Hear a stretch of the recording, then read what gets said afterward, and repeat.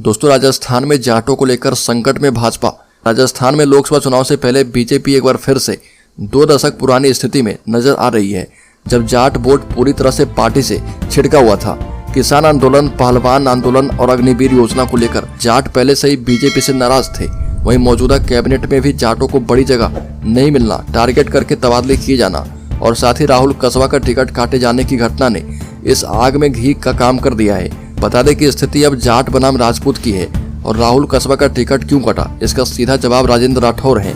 इससे 4 महीने पहले राजेंद्र राठौर को विधानसभा चुनाव में चूरू की तारानगर सीट से कांग्रेस के जाट नेता नरेंद्र बुढ़ानिया के हाथों शिकस्त झेलनी पड़ी थी।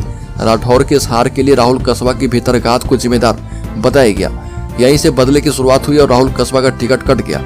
राजस्थान के चुनावी इतिहास की बात करें तो पूर्व मुख्यमंत्री वसुंधरा राजे पहली बार जाटों को बीजेपी की तरफ खींच कर लाई थी और इसका असर यह हुआ कि बीजेपी को विधानसभा चुनाव में 163 सीटों पर ऐतिहासिक जीत मिली। इससे पहले भैरव सिंह शेखावत के समय बीजेपी के पास कोई बड़ा जाट चेहरा कभी रहा नहीं। और मौजूदा दौर की बात करें तो बीजेपी के मंत्रिमंडल में जाट मंत्री तो हैं, लेकिन इनमें कोई ऐसा बड़ा चेहरा नहीं है जो राजस्थान में जाटों का प्रतिनिधित्व करने का दम रखता हो। बीजेपी ने सतीश पुनिया को आगे बढ़ाने की कोशिश की, लेकिन वह अभी कामयाब नहीं हो पाए। 2023 के विधानसभा चुनाव में बीजेपी ने कांग्रेस की ज्योति मिर्धा को पार्टी में शामिल कर उन्हें पारंपरिक सीट नागौर से चुनाव लड़वाया, लेकिन कांग्रेस के हरेंद्र मिर्धा ने उन्हें हरा दिया। हालांकि अब हरेंद्र मिर्धा और उनके बेटे विजयपाल मिर्धा बीजेपी में शामिल हो रहे हैं, लेकिन कांग्रेस ने अगर यहाँ हनुमान बेनीवाल से गठबंधन कर लिया तो बीजेपी के लिए चुनौती बढ़ जाएगी। और बीजेपी के साथ पिछली बार साथ रहे हनुमान बेनीवाल भी छिटक गए।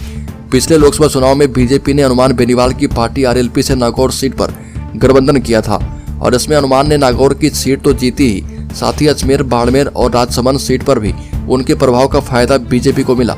लेकिन इस बार बेनीवाल भी बीजेपी से छिटक गए हैं। जाट नेताओं के नाम पर अब बीजेपी के पास कोई बड़ा चेहरा है नहीं और जो भी वो कांग्रेस से ही आयतित है। लेकिन बड़ा सवाल यह है कि क्या कांग्रेस छोड़कर बीजेपी में आने वाले जाट नेता अपने साथ इस वर्ग को भी बीजेपी में ला पाएंगे? वही सवाल के जवाब में राजनीतिक जानकारों का कहना है कि जाटों को खाटी नेता चाहिए और वर्ग की नाराजगी किसी एक नेता के आने जाने से तय नहीं होती।